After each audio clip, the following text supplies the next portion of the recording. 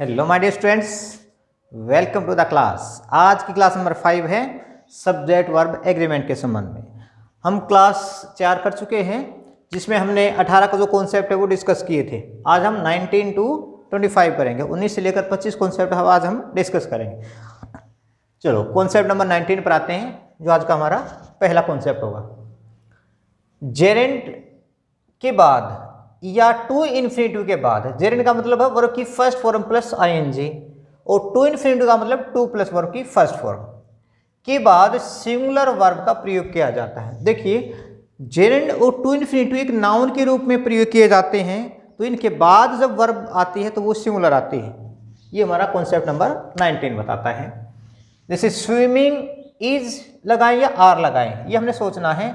एक good exercise, अब हमें पता चल गया कि सब्जेक्ट के रूप में यदि जेरेंट का प्रयोग किया गया है तो उसके बाद लगने वाली वर्ब कैसी होगी?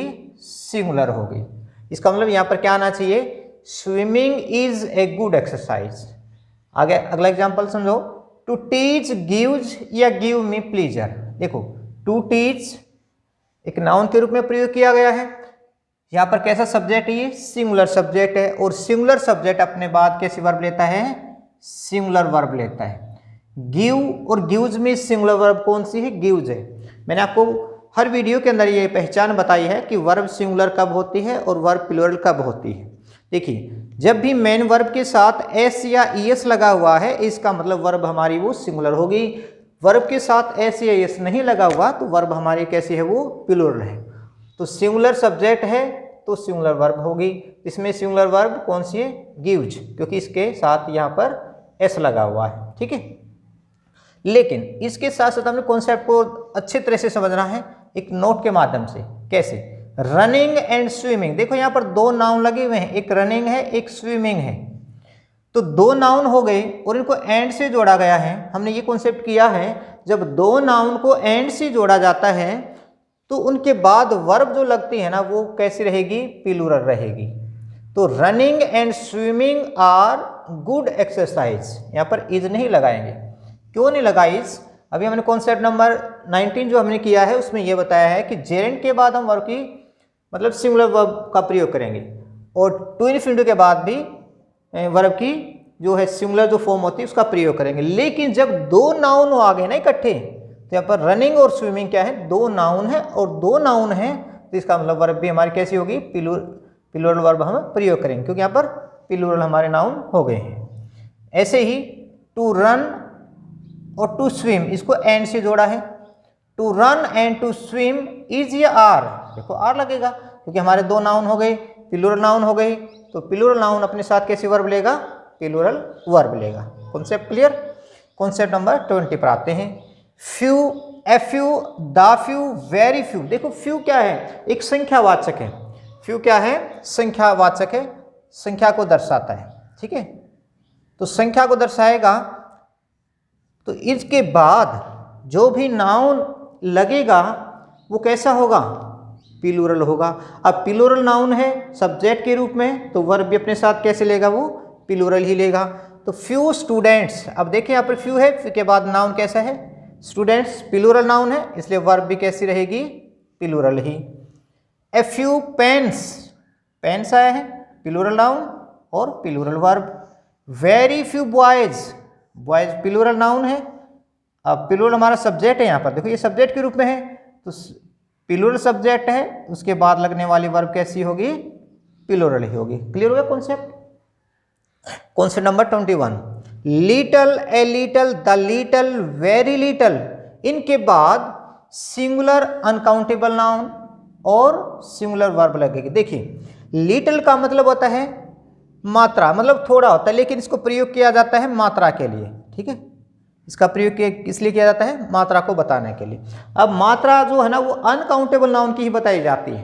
देखो, काउंटेबल नाउन होता है उसको संख्या में बताया जाता है, और जो अनकाउंटेबल नाउन होता है उसको मात्रा के रूप में बताया जाता है। तो काउंटेबल और अनकाउंटेबल कौन से होते हैं? जिसकी हम संख्या बता सकते हैं वो काउंटेबल नाउन है, जिसकी संख्या हम नहीं बता पाए, केवल मात्रा ही बता पाए, वो अनकाउंटेबल नाउन है। और अनकाउंटेबल नाउन हमेशा अपने बाद कैसी वर्ब लेता है? सिंगुलर वर्ब लेता है। ठीक है, यही बताया इसमें।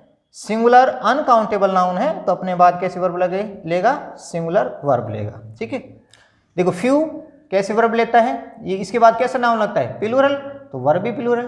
तो फ्यू संख्या को बताता है और लिटिल मात्रा को बताता है। तो इसके बाद देखिए लिटिल के बाद जो भी नाउन लगेगा वो कैसा लगेगा, अनकाउंटेबल नाउन लगेगा। ठीक है, singular uncountable noun. A little water, देखो वाटर कैसा नाउन है, अनकाउंटेबल नाउन है, सिंगुलर अनकाउंटेबल नाउन है। और सिंगुलर अनकाउंटेबल नाउन के साथ सिंगुलर वर्ब, यहाँ पर सिंगुलर वर्ब कौन सी है, इज। लिटिल ऑफ टाइम वर या वाज वेस्टेड। अब हमें पता चल गया कि टाइम अनकाउंटेबल नाउन है और अनकाउंटेबल नाउन के साथ कैसी वर्ब रहेगी, singular. Very little milk, milk भी अनकाउंटेबल नाउन है और अनकाउंटेबल नाउन के रूप में हमारा ये सब्जेक्ट है। तो इसका मतलब हमारे इसके बाद अनकाउंटेबल नाउन के बाद वर्ब कैसी लगनी है, सिंगुलर। तो यहाँ पर हैज और हैव में से सिंगुलर वर्ब कौन सी है, हैज है। ठीक है, concept number 22। 1/3 of, 2/3 of, 3/4 of, A quarter of, part of, 20% of. देखो इनमें संख्या ना चेंज भी हो सकती है, जैसे 1/3 की बजाय 2/3 हो सकता है। ठीक है, जैसे यहाँ पर 1/3, 2/3। ठीक है, इसी प्रकार से कोई भी संख्या चेंज हो सकती है। इनके बाद क्या रखना हमने, जैसा करता होगा ना वैसी ही क्रिया। ये पूरे कॉन्सेप्ट ही इसी पर आधारित है, सब्जेक्ट वर्ब एग्रीमेंट का कॉन्सेप्ट इसी बात पर आधारित है। क्या, जैसा करता होगा वैसी ही क्रिया लगेगी। मतलब जैसा करता, जैसा सब्जेक्ट होगा वैसे ही अपने साथ कैसी वर्ब लेगा। जिस तरह का सब्जेक्ट है, singular subject singular verb, plural subject plural verb. ठीक है, तो इनके बाद जैसा करता होगा ना वैसी ही क्रिया लगेगी। कैसे, देखो एक बार, 1/3 of, 2/3 of, 3/4 of, A quarter of, part of, 20% of. यहाँ पर 20 की बजाय 10% हो सकता है, 5% हो सकता है, 100% हो सकता है।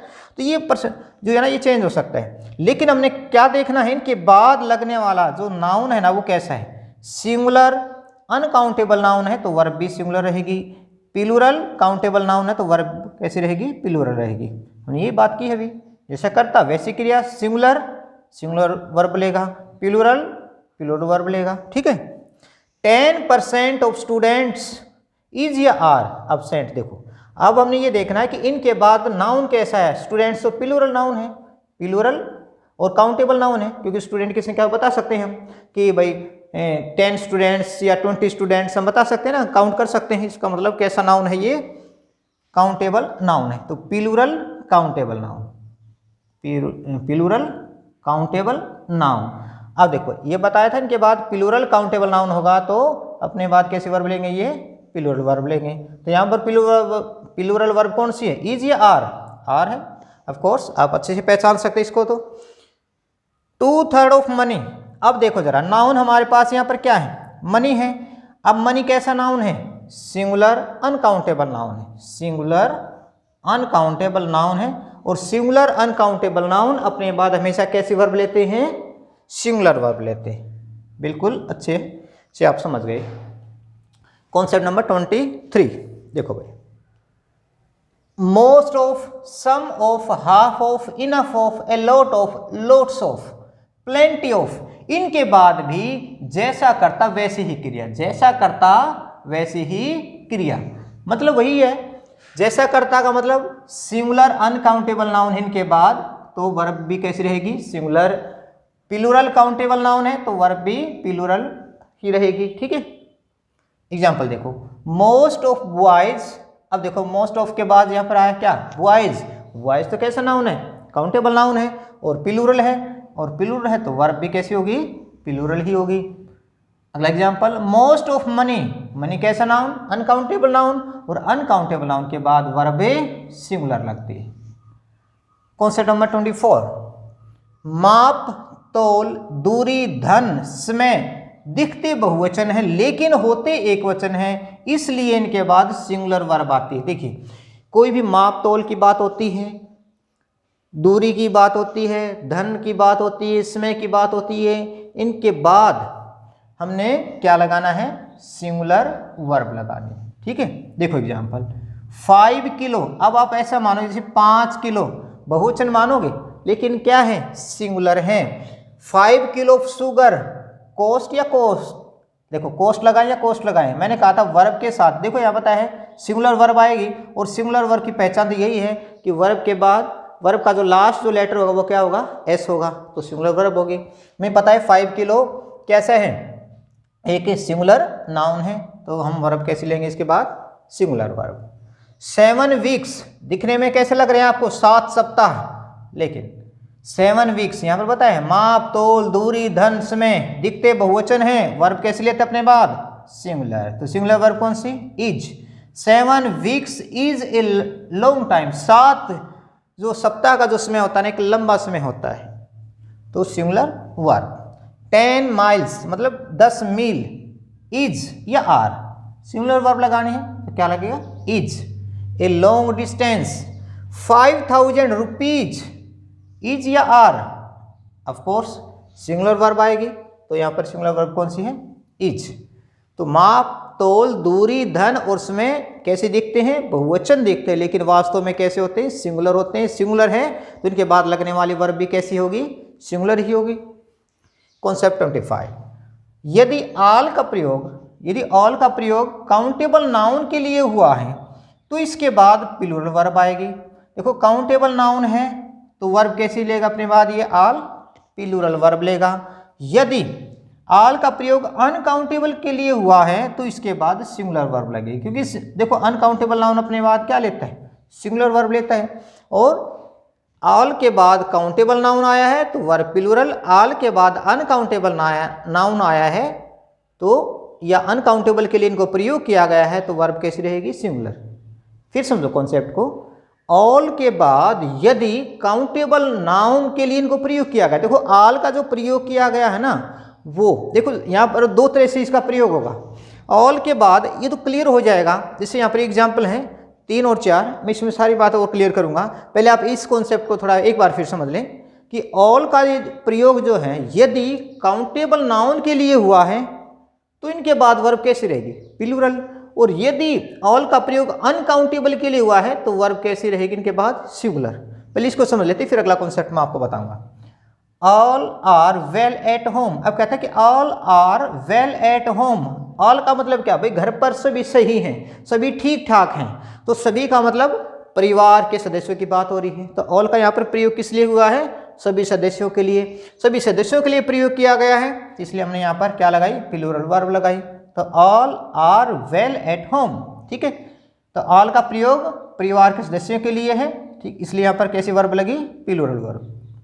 ऑल इज गोइंग वेल, अब देखो जरा, ऑल इज गोइंग वेल, सब ठीक चल रहा है, क्या इसमें कोई प्लूरल की बात आई है, नहीं भाई, सब ठीक चल रहा है, ऑल एवरीथिंग को दर्शाता है, और एवरीथिंग क्या होता है, सिंगुलर, तो ऑल के बाद यहाँ पर क्या लगा, सिंगुलर वर्ब, क्यों लगी क्लियर हो गया।